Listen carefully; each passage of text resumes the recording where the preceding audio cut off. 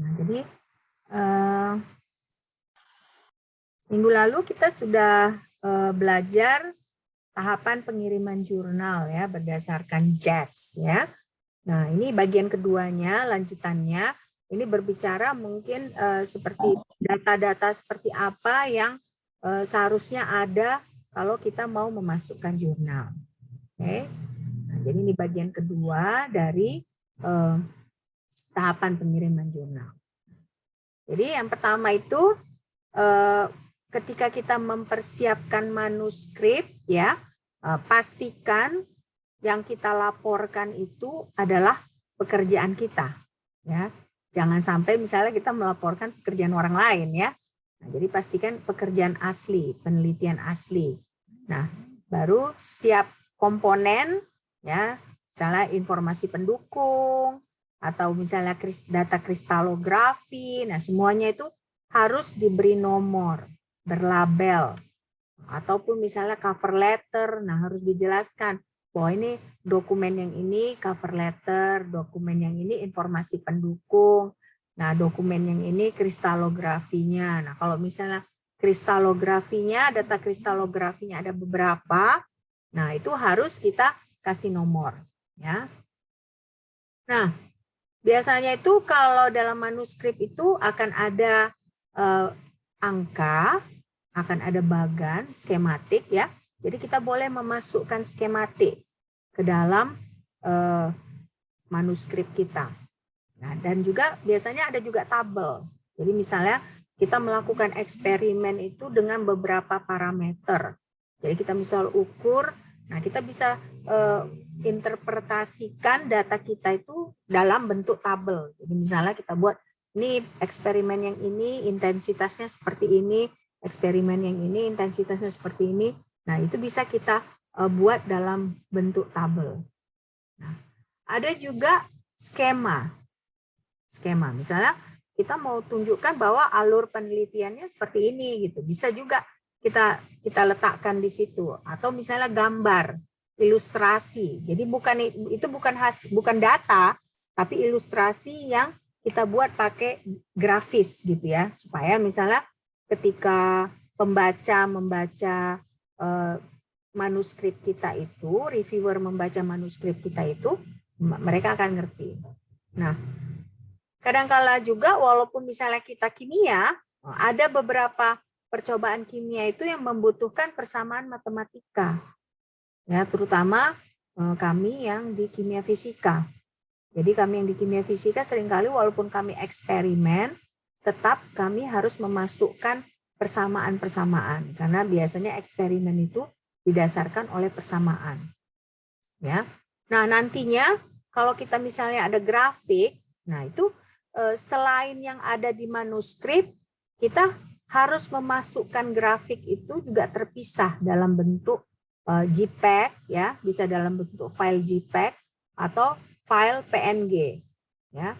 Nah, jadi grafik itu terpisah. Kenapa? Karena biasanya mungkin kalau misalnya kita orang yang tidak subscribe dengan jurnal tersebut, kita mungkin nggak bisa membaca papernya, tapi paling nggak kita bisa melihat grafiknya. Jadi kita bisa download dan kita bisa mempelajari grafiknya. Nah, inilah komponen-komponen yang ada pada manuskrip.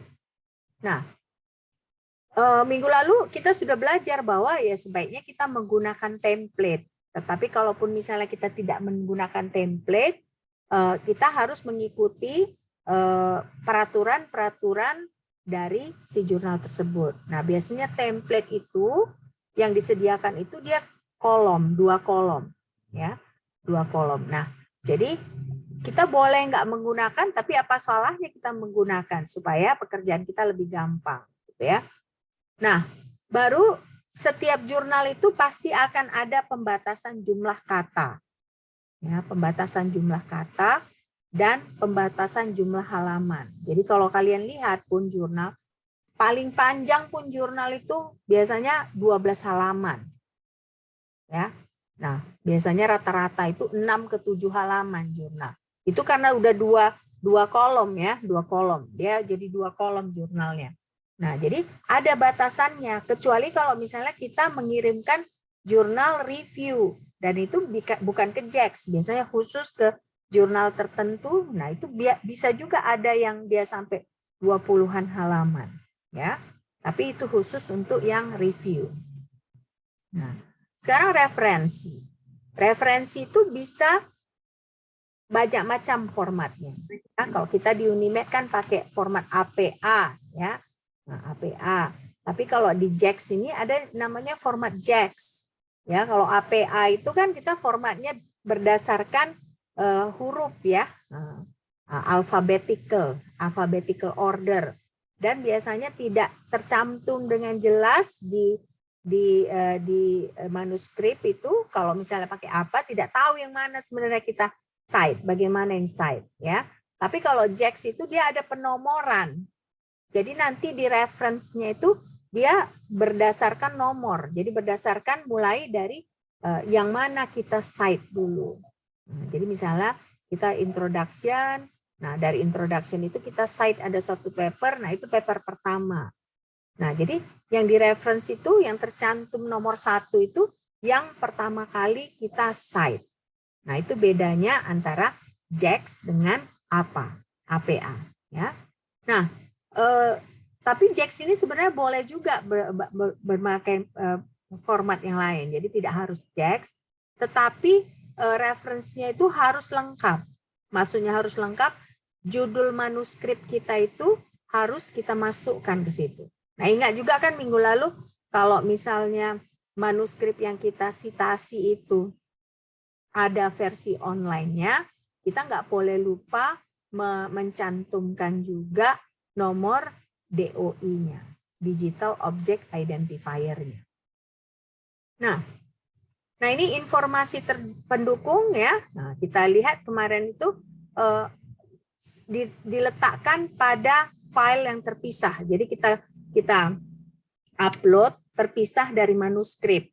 Nah, kita juga harus memastikan, karena di informasi pendukung itu kita tetap buat judul dari naskah kita. Nah, kita buat juga nama, siapa pengarangnya, dan afiliasinya. Nah, urutan nama pengarang dan afiliasinya itu harus konsisten dengan yang ada di informasi pendukung dan yang di manuskrip. Jadi harus konsisten. Jadi nggak bisa nanti misalnya A itu corresponding author di manuskrip. Nah, ternyata misalnya di informasi pendukung kita buat B corresponding author-nya. Nggak boleh gitu. Jadi apa yang kita buat di manuskrip harus sama dengan apa yang kita buat di informasi pendukung. Nah, yang penting lagi untuk memasukkan jurnal adalah cover letter. Jadi sebelum kita mengirimkan jurnal, pasti harus disertai oleh cover letter. Nah, cover letter ini tergantung pada jurnalnya, ya.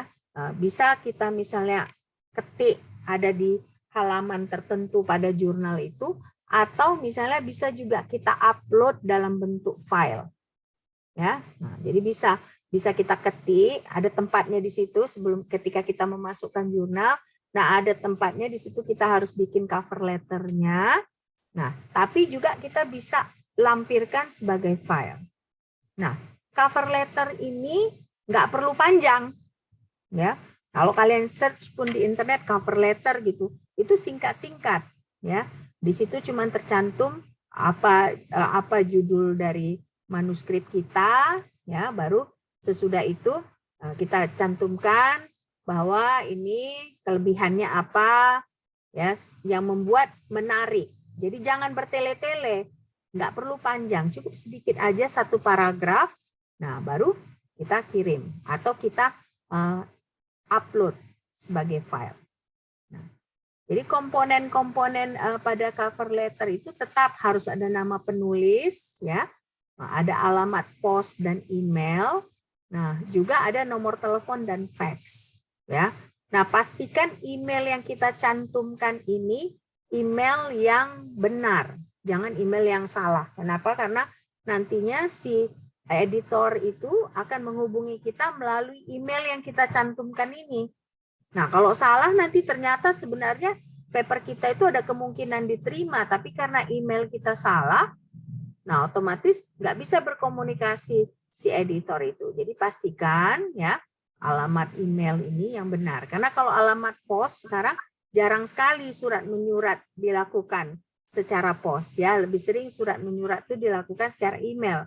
Nah, kita malah sekarang surat menyurat kita lakukan secara WA ya, WhatsApp. Nah, jadi ini pentingnya. Jadi pastikan email yang kita cantumkan itu email yang benar.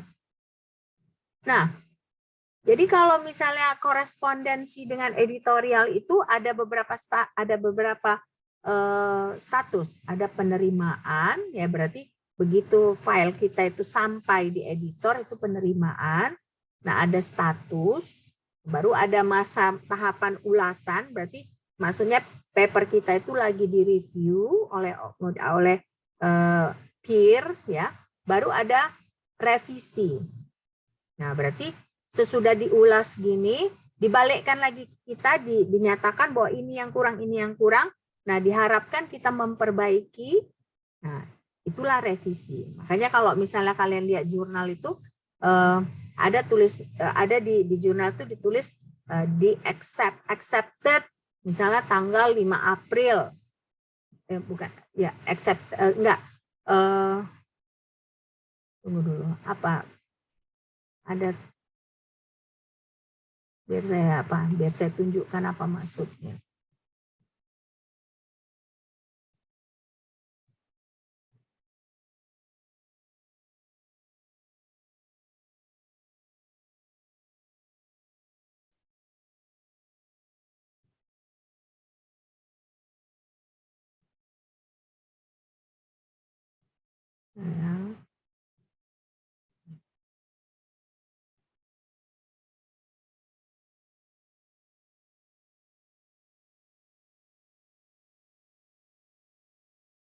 Nah, kalian bisa lihat di sini ya. Nah, di paper ini kan kalian bisa baca di sini di bawah kan. Nah, receive 28 September 2019. Berarti di sini diterima, jadi editor menerima jurnal ini, manuskrip ini dalam bentuk original itu 28 September 2019. Nah, berarti sesudah diterima gitu, diulas, nah baru dibalikkan ke si pengarang. Nah, setelah dibalikkan ke si pengarang setelah memperbaiki yang dinyatakan oleh editor, nah diterima lagi oleh editor 3 Januari 2020.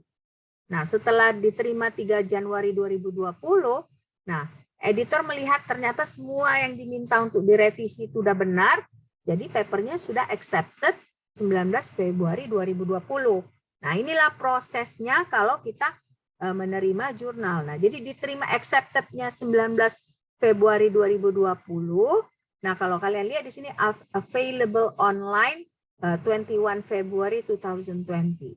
Jadi bisa kita akses secara online itu 21 Februari 2020 ya. Nah, jadi ini contohnya bahwa cukup panjang prosesnya ya, 28 September 2019 sampai akhirnya available online itu 21 Februari 2020. Jadi sekitar 6 bulanan ya. 6 bulanan baru papernya bisa benar-benar terbit ya. Nah, jadi makanya ada prosesnya, dan ini kalau kalian lihat ada corresponding author-nya ya, dan berarti si editor itu menghubungi si corresponding author ini tentang manuskrip ini ya. Nah, jadi ada prosesnya. Nah,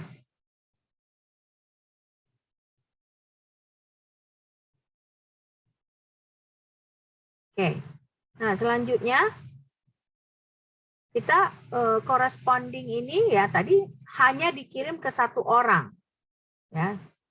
Jadi makanya apapun, kalau misalnya editor mau mengkomunikasikan jurnal ini ke pengarang, editor hanya berkomunikasi dengan corresponding author.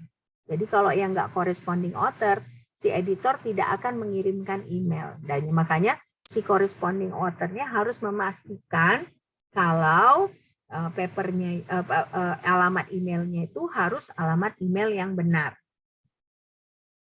Nah, jadi apa tugas corresponding author ini? Tugasnya itu pertama, ketika dia mendapat berita dari editor, nah dia harus mampu mengkomunikasikan bagaimana statusnya ke rekan-rekannya. Nah, kalau seperti tadi kan diminta oleh editor untuk membenarkan beberapa hal. Nah, jadi si corresponding author ini harus bisa memberitahu rekan-rekannya bagaimana apa yang harus diperbaiki. Nah, apa misalnya apakah harus ada eksperimen yang harus diulangkah, atau misalnya ada interpretasi yang harus diperbaiki kah? Nah, makanya kalian ketika kalian misalnya sebelum memasukkan paper, pastikan kalian tidak melakukan tidak tahapan-tahapannya sudah benar. Jadi kalau tahapannya sudah benar, nantinya eksperimen itu tidak akan diminta untuk diulang. Nah, jadi pertama kita tahu ada editor in chief. Nah, jadi editor in chief ini nanti akan meminta associate editor untuk melihat ya paper kita. Nah, jadi misalnya contohnya kita lihat ini Jax kemarin ya.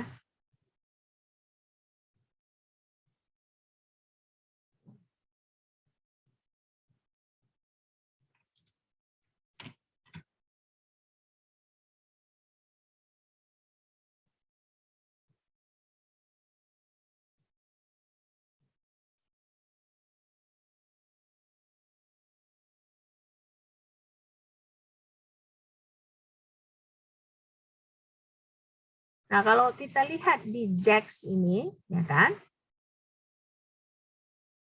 Di Jax ini ada editor in chief, satu orang. Editor in chief selalu satu orang. Tetapi kalau misalnya kita lihat associate editor itu lebih dari satu orang. Nah, jadi nanti kalau jurnal apapun yang masuk, si editor in chief ini akan memilih associate editor mana yang tepat untuk menangani paper yang masuk. Nah, jadi tentunya dia akan memilih sesuai dengan bidangnya, ya bidang. Jadi misalnya kalau kita mengirimkan ada bertopik biokimia, nah mungkin dia kirim ke Claudio Turo ini, ya kan? Atau kalau misalnya biasanya Scripps, ya ini biasanya kalau biokimia itu ke Scripps Research Institute ini. Ya, jadi si editor in chief lah yang menentukan associate editor mana yang akan memperhatikan jurnal kita tadi, ya manuskrip kita tadi. Jadi itu tidak berdasarkan misalnya oh ya kayaknya ini lebih gampang, udah ini gitu tidak. Tapi editor in chief tentunya dia punya pertimbangan sendiri. Memilih associate editor yang mana.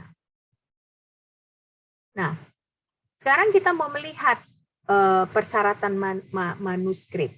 Nah, sebelum misalnya kita memasukkan manuskrip itu, ada juga satu jaminan, jadi surat jaminan yang menyatakan bahwa paper kita itu tidak sedang dipertimbangkan jurnal lain. Jadi ketika kita memasukkan satu jurnal kita misalnya ke Jax, nah nggak boleh kita berbarengan masukkan jurnal yang itu ke jurnal yang lain. Ya, jadi kalau satu jurnal pada saat itu ya ke Jax saja. Nah, kecuali kalau misalnya si Jax ini dia tolak paper kita, nah baru kita pikir oh iyalah kita coba cari jurnal yang lain, itu boleh ya. Setelah sudah ada keputusan. Tapi kalau misalnya belum ada keputusan, kita masukkan ke kedua jurnal secara berbarengan, nah itu nggak boleh, ya itu nggak boleh, itu melanggar peraturan. Nah, baru ini ada catatan ya bahwa misalnya ketika kita misalnya memasukkan Word itu, ya kan? Nah, ketika kita memasukkan Word, biasanya akan ada mengubah ke PDF-nya otomatis. Nah, kita bisa cek di situ bagaimana formatnya. Nah, kalau kita rasa di format di PDF-nya itu sudah benar, kita langsung submit.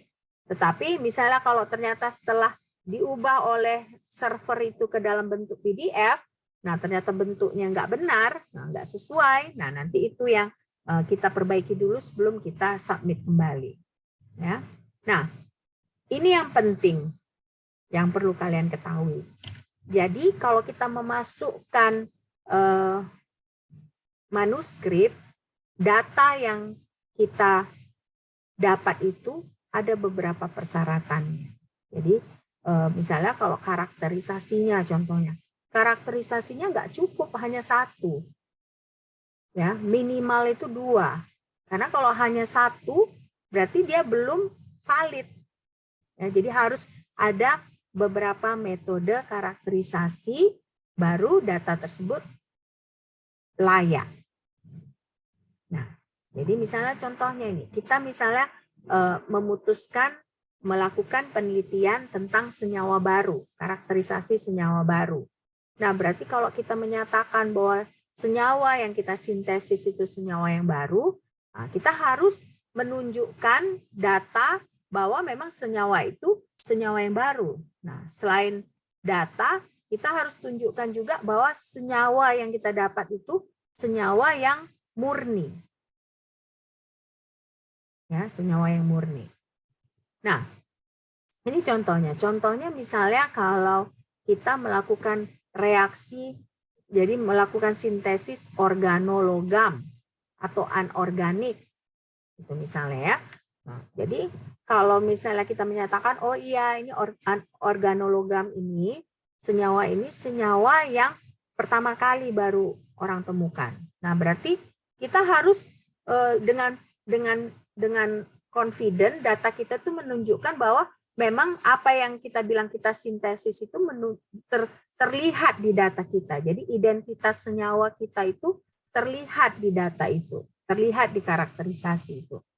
Nah, yang kedua kemurniannya. Jadi kita bilang, oh ya ini senyawa yang baru, tapi ternyata misalnya kemurniannya hanya 50%. Nah, berarti kan dia tidak valid kan? Nah, maunya kalau misalnya kita menyatakan itu senyawa baru, paling enggak misalnya kemurniannya 90% gitu ya. Nah, juga persentase hasilnya. Nah, persentase hasilnya maunya agak tinggi. Nah, supaya apa? Supaya kita yakin bahwa ketika misalnya kita ulang lagi proses sintesis itu, apakah kita bisa mendapatkan hasil yang sama? Atau misalnya ternyata yang kita anggap itu senyawa baru ternyata hanya karena misalnya ketika proses sintesis kita itu banyak ketidakmurnian. Ya. Nah, jadi harus kita pastikan bahwa data detail eksperimental kita itu cukup sehingga kalau misalnya ada peneliti lain yang berusaha mereproduksi proses sintesis kita itu, nah, mereka bisa mengulanginya. Itu wajib ya, makanya ada informasi pendukung. Nah, di informasi pendukung itu misalnya detail-detail yang tidak dimasukkan ke manuskrip, bisa si peneliti lain yang mau mencoba penelitian itu bisa melihat di informasi pendukung. Ya. Nah, karakterisasi data, ya, sebagian bisa kita masukkan ke dalam manuskrip, ya, yang penting kita masukkan ke dalam manuskrip, tetapi misalnya karakterisasi data tambahan kita bisa masukkan ke dalam informasi pendukung. Ya. Nah, jadi tadi kalau kita bilang kita senyawa baru yang kita buat, kita harus memberikan sebanyak mungkin data. Ya, sebanyak mungkin data. Karena kalau misalnya kita bilang senyawa baru, tapi misalnya hanya satu data yang kita berikan, bagaimana si reviewer bisa yakin? Ya, jadi supaya valid data kita itu harus banyak. Nah, misalnya seperti saya, sewaktu saya S2, nah sewaktu saya S2 saya melakukan sintesis, ya kan? Nah, ketika saya melakukan sintesis itu ada beberapa data yang perlu saya ambil. Yang pertama tentunya saya mengambil data mikroskop, STM-nya. Jadi bagaimana datanya di situ. Nah, yang kedua, saya punya data TLC, ya, thin layer chromatography. Jadi saya bisa nyatakan bahwa dari data TLC, thin layer chromatography itu, bahwa yang saya sintesis itu murni. Karena ketika dilakukan kromatografi thin layer itu, tidak ada 2 spotnya, hanya 1 aja, berarti dia sudah murni.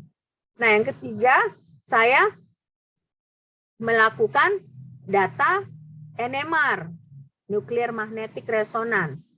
Nah, saya buat, 1 proton NMR, 1 karbon NMR. Nah, jadi sudah lengkap, ya. Jadi lebih dari 1 metode karakterisasi yang saya kerjakan.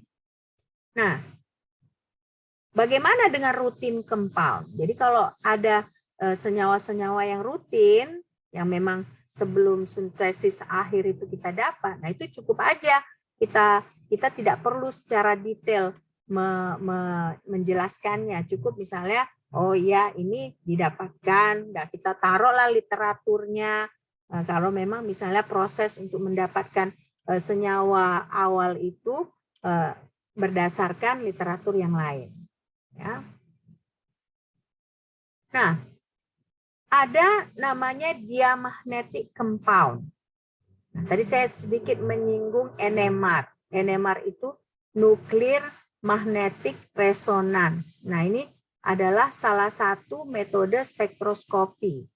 Ya, berarti karena dia Nuclear Magnetic Resonance, jadi yang diukur itu aktivitas si spinnya, ya. Jadi kalau kalian belajar di radiokimia, ya kan, ada namanya diamagnetic compound, ya. Nah, diamagnetic compound ini bisa kita identifikasi dengan memakai NMR. Nah, contoh spektranya seperti ini. Nah, ini adalah data karbon NMR. Nah, karena dia data karbon NMR, si spektra ini menunjukkan di mana aja karbonnya. Nah, jadi kan ada ini metil cyclohexane. Metil cyclohexane ini dia data NMR-nya seperti ini. Ya. Nah, kalian tanya, ini ada 5 karbonnya. Kenapa cuma ada 4 peaknya? Karena kan kalian bertanya seperti itu. Nah, kalian bisa lihat di sini. Yang ini 3 ini dia walaupun 1 2 ya kan, 2 karbon ini kan pada posisi 3. Nah, dia hanya 1 peaknya muncul. Nah, 4 juga ini hanya 1 dia muncul. Cuman kalau kalian lihat, dia intensitas 3 dan 4 ini yang paling tinggi kalau dibandingkan 1, 2, dan 5. Nah, 5 ini dia overlap dengan 4. Ya, dia memang makanya dia sedikit lebih tebal, ya kan? Karena ternyata di sini ada peak lagi, yaitu yang koresponden dengan 5. Nah, inilah dia data NMR. Jadi kalau kita mau melakukan sintesis senyawa organik, kita wajib mengambil data NMR ini. Ya. Nah, baru kalau misalnya sudah data NMR, nah NMR itu pun kita ada 2, karbon NMR, proton NMR. Nah, kalau karbon NMR, C-nya yang diidentifikasi. Kalau proton NMR, di mana aja hidrogennya yang diidentifikasi. Nah, jadi NMR sendiri ada 2 macam yang harus dilakukan kalau kita melakukan sintesis senyawa yang baru. Ya. Nah, baru kalau misalnya kita juga organik misalnya, nah kita bisa juga memakai infrared. Nah, di infrared ini kita bisa menentukan apakah senyawa kita itu mempunyai gugus fungsi karbonil atau tidak. Ya, jadi bisa misalnya apakah mempunyai asil atau dinitrogen atau karbonil atau gugus hidrida. Ya. Nah, inilah gugus-gugus fungsi yang ini yang bisa kita deteksi memakai infrared. Nah, Saya rasa kita akhiri aja ya. Kalian sudah lelah ya. Kita akhiri. Kita sambung lagi minggu depan. Oke. Ada pertanyaan sampai di sini sebelum kita mengakhiri perkuliahan kita? Saya Hairami ingin bertanya. Silakan Hairami. Hairami mau bertanya apa? Kalau misalnya kita mengajukan suatu artikel pada jurnal JAKS itu kan, Mem. Kemudian itu kita pakai sintesis senyawa baru, terus data-data kita lengkap, apakah itu bisa masuk ke dalam full paper, Mem?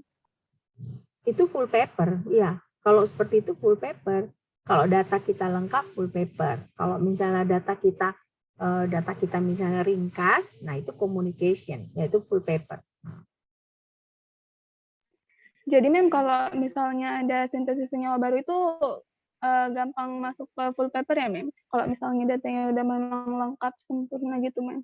Ya, kalau misalnya kita berhasil menunjukkan secara valid memang senyawa kita itu senyawa yang baru, biasanya itu pasti terbit. Apalagi misalnya senyawa baru kita itu misalnya secara nggak langsung kita bisa bilang, oh iya, ini senyawa saya ini dia anti kanker. Wah, langsung pasti.